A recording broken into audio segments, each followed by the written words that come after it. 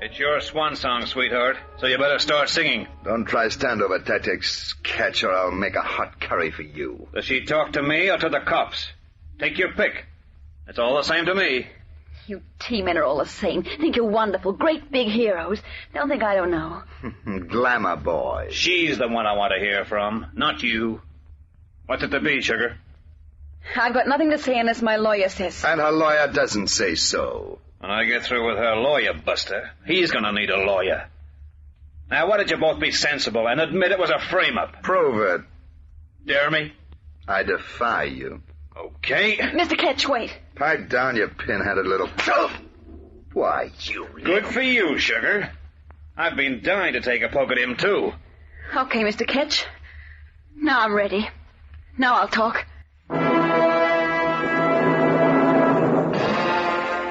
T-Men, the true-to-life adventures of the men whose job it is to discover and bring to account those citizens who, by concealment, deception, or fraud, evade their lawful taxes. T-Men, with Gordon Glenwright as Jack Ketch.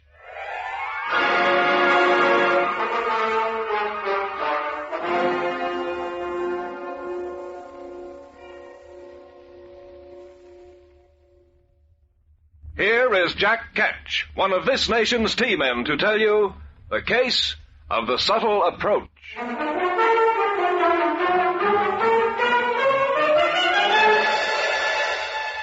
This is a great country. It takes a lot of money to run and keep running. That's why we have taxes. Taxes are scaled so that everyone pays a fair share of the cost according to his or her true income or profit. Malarkey. Hmm? I said that's a lot of malarkey. Taxes are scaled so that characters like you can squat in safe jobs. By the way, my name's Cromer, Public Relations. Oh, sweet. You'll have sorrowing relations if you come busting into private offices that way, friend. Your apology is accepted. Well, now, just a minute, Elephant Hide. I know you're now going to tell me that you're a busy man and you don't need whatever it is I'm selling anyway, but that's just where I'm going to fool you, Mr. Ketch. Oh, yes, I saw your name on the door, by the way. Yes, that's precisely where I'm going to fool you, because I have nothing to sell. No. No, Mr. Ketch. I have something to give. I've a pair of them, and they're heavy brogues. Mr. Ketch, how would you like to wake up in the morning and feel worth 10,000? 10,000 what? Usually I feel like a 2-cent cigar butt. However, I mustn't keep you chit-chattering like this. Beat it, Buster! 10,000 of these. Money? Now, why should you give me that dough? It's quite simple. It's yours. As a bribe.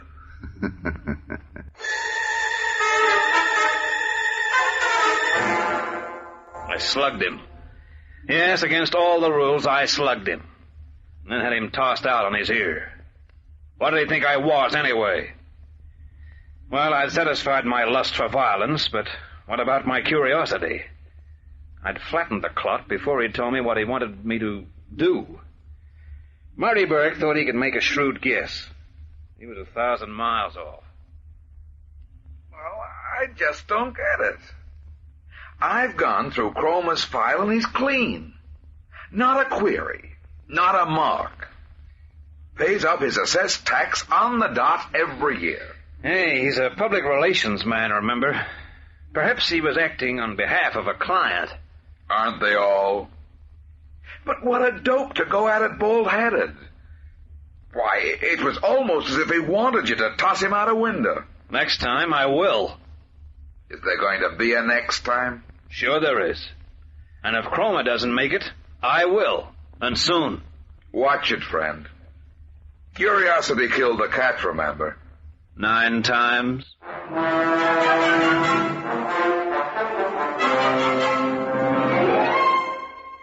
Well, there it was. A goon comes at me in a bare-faced way with a bribe. To do what? So we're both guessing. Actually, I didn't need to worry about Cromer's next approach, or to wait. It came at 10:30 that night. Pat Frood had a date with her cousin, she said. So I was home.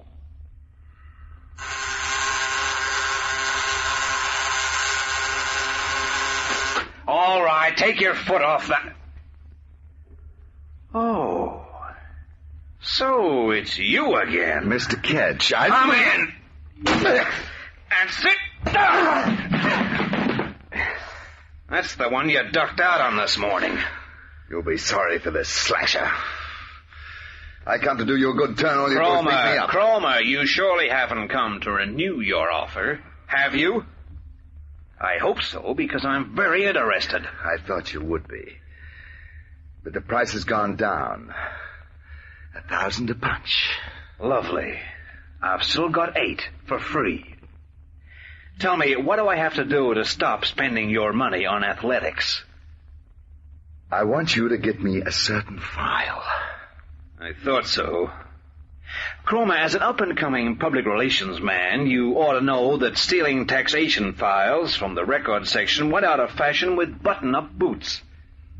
At the price I'm offering. Whose file do you want? Do I get it? Tell me. Glove Plastics. Did you say Glove Plastics? Bring me their file and you get the money. Glove Plastics, eh? Fine. I'll turn them over in the morning and see why they wanted their file removed. In for plenty, I'd say. Well, we'll make them sorry they started this. Oh, so you're crossing me up, are you? Yes, sweetheart, I am. And starting with a right...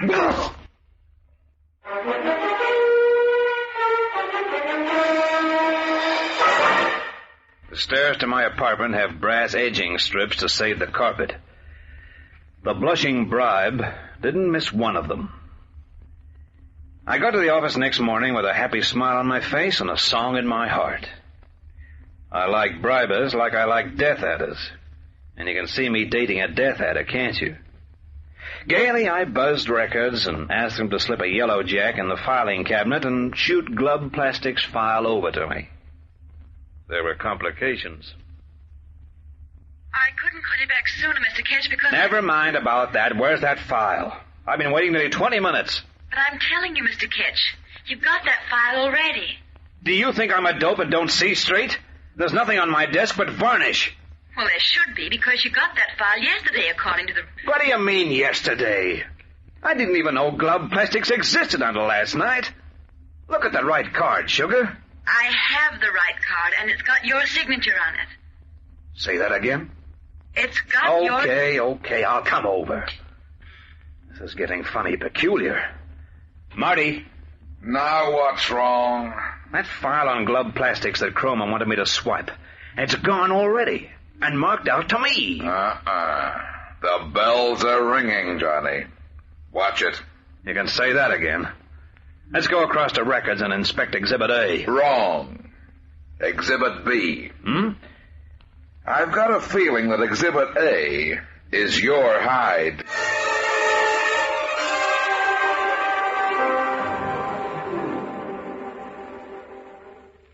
This started to look very interesting.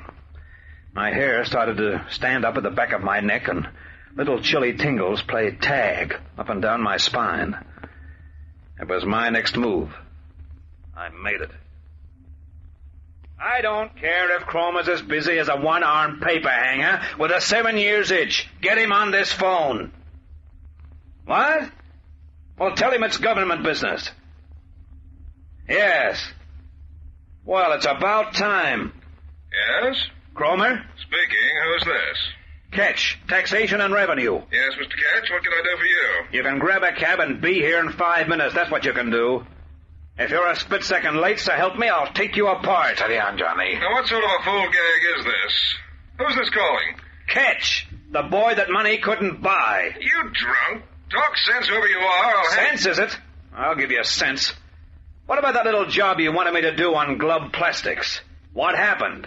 Did you get yourself another boy? Oh, go and jump. Hey, Marty. He hung up on me. How do you like that? I don't like it at all, Jack. You've got to do some fast thinking. Some fast action, you mean? Why does this character have his office? I was turning him up while here we are. Pioneers Building, 10th floor. I'm on my way. The 10th, huh? Hey, Marty, 10 minutes from now, if you listen intently, you're going to hear a dull thud. Guess what it'll be?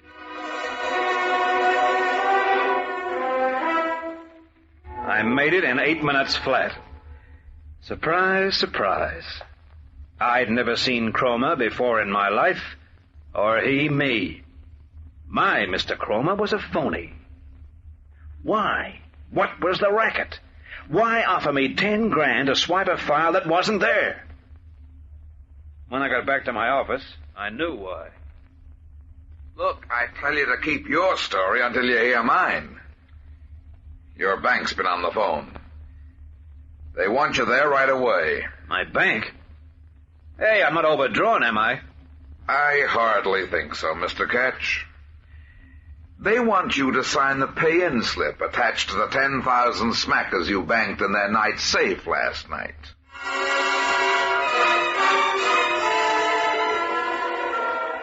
This was it. This was the last side of the frame being nailed on. The file gone, the dough in my bank account. I was as good as behind bars already.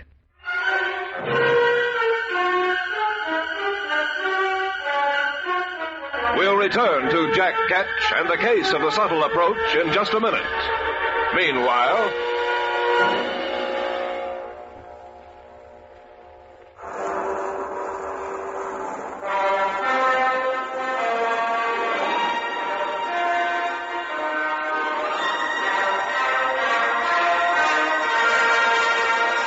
we return you to T-Men, with Jack Ketch continuing the case of the subtle approach.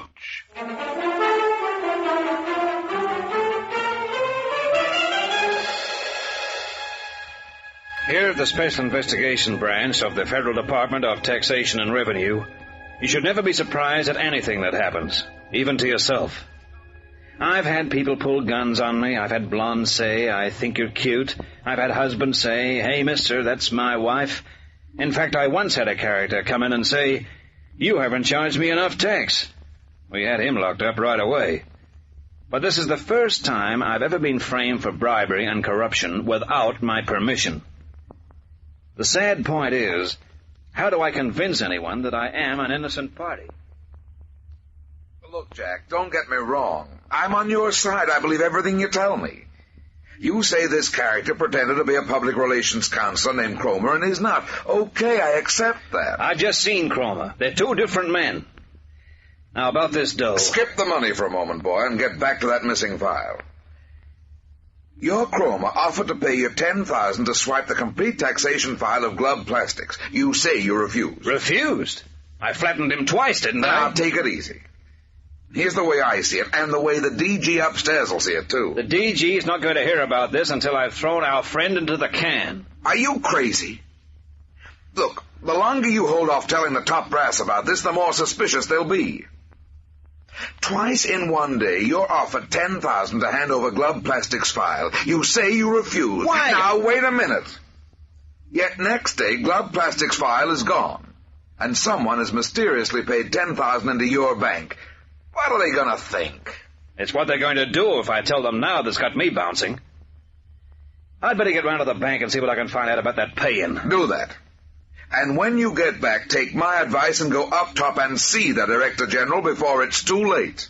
Why? Is he ill?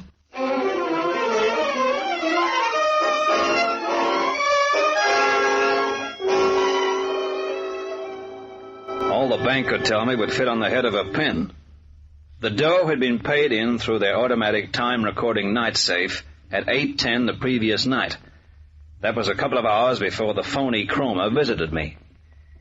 They showed me the deposit slip made out to my credit, but with a space for the signature of the person paying in left blank. So was I. I told them to hold the dough in suspense pending further instructions and gumshoe back to the office. Only 2 messages. They're here on your desk. Oh, and Pat Frood wants you to ring through about lunch. Doesn't that dame ever do anything but eat? How'd you make out? So-so. You better try to clean up this mess you're in on Glove Plastics pretty smartly, Johnny. I just had the tip from the top that Henderson Grant Building Cooperative is folding. It looks like being a big smell with us in the middle. Meeting of the stockholders tomorrow. Suckers, the lot of them, from what I heard. Yeah, they've got their worries. I've got mine. I'm not kidding. Hey, while you were out, I had an idea. Johnny, if you didn't swipe that file... What do you mean, if? Okay, you didn't. But someone did. And that someone must be employed in records right this minute. They swiped that file and forged your signature to the Yellow Jack check card. Marty, really? Is that what happened? Now, who on earth do you think could have done that? I'm only trying to help you.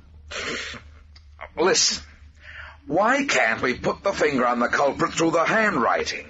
A swell idea, Marty. The only catch is, by the time a handwriting expert gets through testing 300 clerks in records, I'll have served half my sentence anyway. For Pete's sake, we've got to do something, haven't we? Listen, Marty. That file was stolen for one reason, but I was framed for another. I've a hunch I'm going to be told why very soon. When I know that, maybe I'll know who knocked the file off. Right now, I'm going out to lunch with Pat. In my day, it was always a hearty breakfast.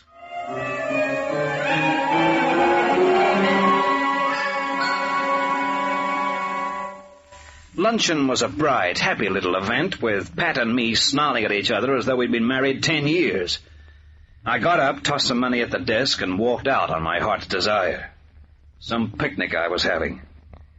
I hoofed back to the Federal Building in a murderous mood, which reached flashpoint as I went in through the doorway. And who should I meet but himself. Hey, Ketch. Why, what a pleasant surprise. Throwing punches is beginning to get a habit of yours. I've got something here in my pocket to break that habit. Get the money? Get the file? Hey, how about that? What was the big idea of paying me off to swipe a file that was already swiped by someone else? Was it? How confusing. I've got you over a barrel, Ketch. How do you like it, huh? How do you think you'll like 10 years in the can? You can't prove a thing. And other people can. Meaning your bosses. A file's gone. You're 10,000 richer. It adds up, Mr. Ketch. What are you really after, Buster? After? Well, look, I'm not such a dope that I can't put 2 and 2 together. You frame me, okay. Either I get out of it, or I don't. But where do you come in? Where's the payoff? Are you squaring accounts or what? The payoff friend occurs right now, upstairs in your private office. We're going upstairs, Ketch. And you're going to swipe me another file. Are you in the wholesale business? Whose file? You'll get me the file, Ketch. Or this bear trap you're in's gonna snap your fat head off. You do what you're told, see? Suppose I don't. I'll tip off your boss about the Glove Plastics deal. As I said, I've got you over a barrel. Well. Come upstairs. By the way, whose file do I have to swipe this time? Mine.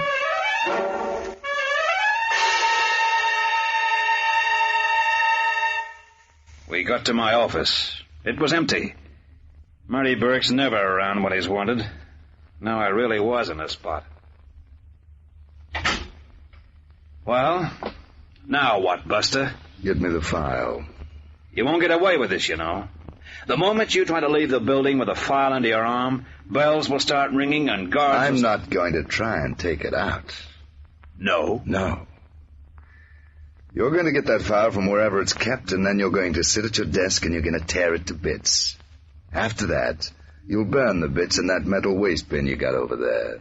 So that you and all your records will vanish in the ashes, Well, if you feel confident, let's try it. You'll be sorry. Let me worry about that. Just get the file. Okay. And the name? Henderson Grant Building Cooperative. I'm Grant. Henderson Grant? Hey, wait on. Marty said... Yeah. You are folding. You've got into the stockholders' funds, haven't you, Mr. Grant? Plenty. Why didn't you offer your bribe for this file in the first place instead of... Would you have got it for me for 10 or 100,000? No. This way you will. So my way seems to have been best. Now send for it. Okay. Records, Miss Grant. Oh, Sugar, I'd like you to... get me... Oh, yes, Mr. Ketch? You'd like me to get you what? Grant. Don't bother, Sugar. Just come along to my office, pronto. Yes, Mr. Ketch. Now, wait a minute, Ketch. I want that file, and I want it now. There's not going to be any file, mister, because now I can bust you wide open. Now I know who swiped the glove plastic file and who forged my signature to the card. What's so funny? That's the pity of it. I can't tell you, you boob. You wanted me, Miss... Harry. You don't know me. You don't know a thing. Yeah, I was right. Brother and sister, I'd say. Come in, Sugar, and tell us everything. I don't know what you're talking about. No, not much. I ought to break your sweet little neck. Oh, stop talking like a B-grade movie hero. By the way, Sugar, what's your real name? I'll want it for the warrant. It's Leda. The Swan, hmm? Well, it's your swan song, sweetheart, so you better start singing. Don't try any stand-up at Texas, Ketch, or I'll make a hot curry for you. Does she talk to me or to the cops? Take your pick. It's all the same to me. You T-men are all the same. Think you're wonderful, great big heroes. Don't think I don't know. Glamour boys. She's the one I want to hear from, not you. What's it to be, Sugar?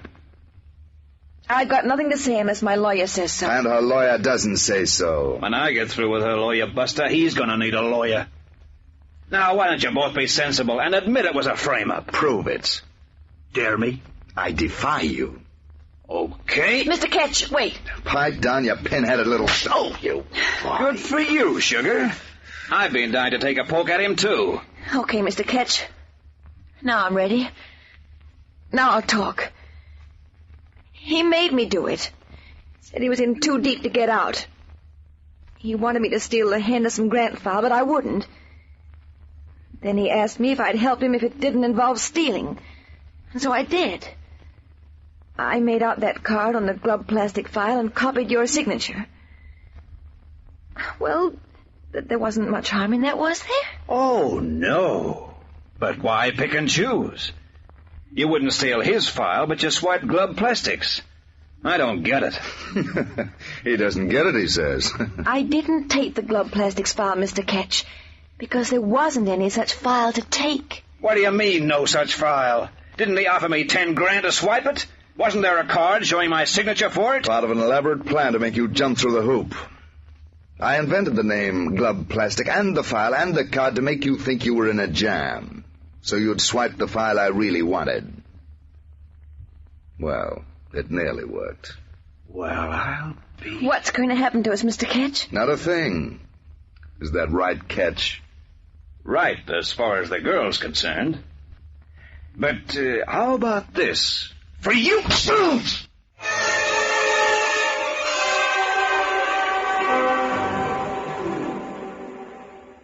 Well, what could we do? What could we prove, apart from Sugar forging my signature? If I hadn't been such a double-dyed dope as not to check up on glove plastic's existence in the register, they wouldn't have got to first base with the scheme. We let them both go. Punchbag got his reward next day when irate stockholders had him arrested for appropriating their funds. Sugar? I couldn't care less. And the 10,000? Well, as there was no glove plastic file to steal, there was no bribe. So what else could it be but a gift? I gave it back to grand stockholders. Honest character, aren't I? This is a great country. It costs a lot of money to run and to keep running. That's why we have taxes. Taxes are scaled so that everyone pays a fair share of the cost according to his or her.